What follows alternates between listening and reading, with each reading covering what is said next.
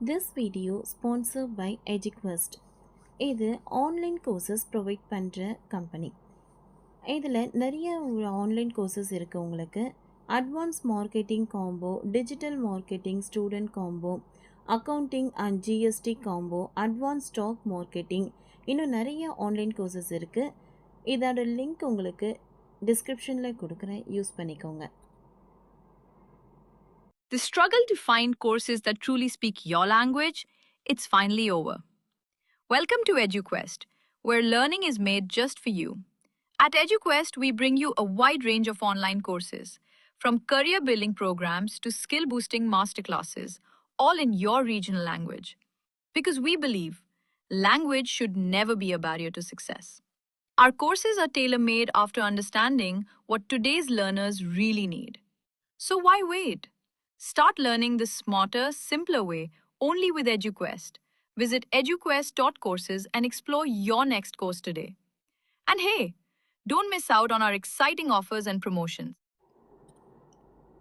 Wimbledon வரை சென்ற விஜயின் புகழ்.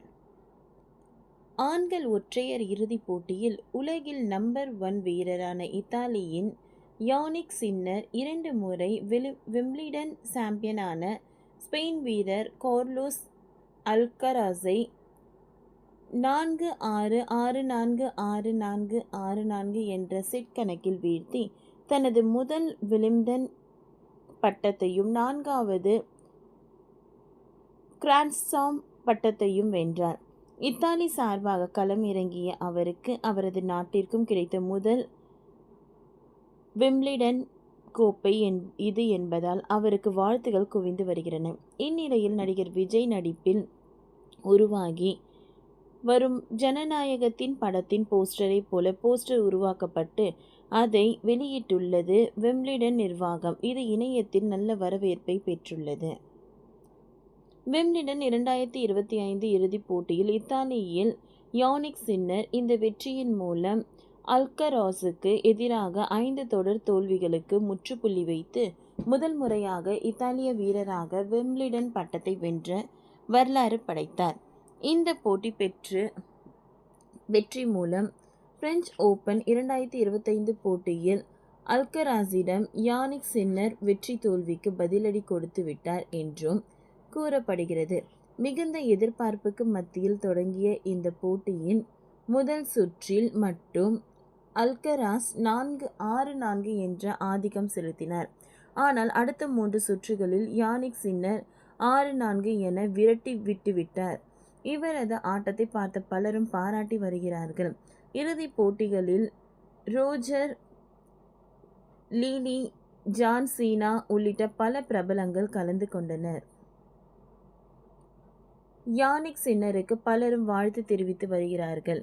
இதில் தமிழ் மக்களை கவர்ந்து வாழ்வதாக அமைந்திருப்பது விஜயின் ஜனநாயக படம் போஸ்டரை போல வாழ்த்து தெரிவித்துள்ளதுதான்.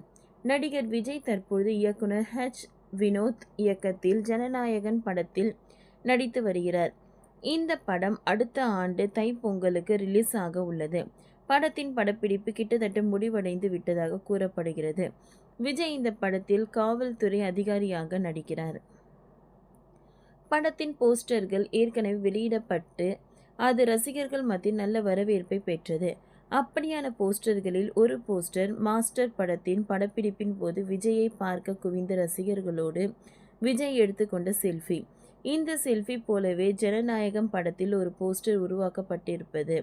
தற்பொழுது அதே போஸ்டர் போல விம்பிள்டன் வென்ற யானிக் சின்னர் கோப்பையை கையில் வைத்துக்கொண்டு ரசிகர்களுடன் செல்ஃபி எடுத்துக்கொண்டது போன்ற போஸ்டரை தயார் செய்து அதை பகிர்ந்துள்ளார். ஓகே ஃப்ரெண்ட்ஸ், இந்த வீடியோ உங்களுக்கு பிடிச்சிருந்ததுன்னா லைக் பண்ணுங்கள், ஷேர் பண்ணுங்கள், சப்ஸ்கிரைப் பண்ணுங்கள். தேங்க்யூ.